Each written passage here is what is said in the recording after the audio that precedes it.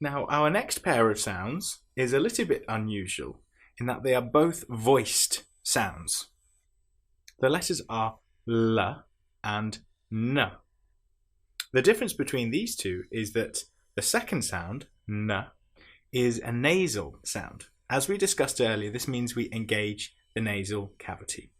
But let's start with the letter L. We put our tongue up behind our top teeth, L, and then we flap it down, L. Some examples of this might be lad, lip, lumber. For the sound N, again we open up this nasal cavity, which means that we can make a sound even if there's not much coming out of our mouth. N, n, n. Some examples of this N sound might be not, no, nap.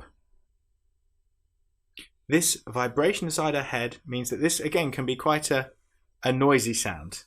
Noisy. But actually, when we normally use it, it's quite quick. No, I'm not interested. This is how this differs from the letter L. L, N. Let's go on to our next set of sounds.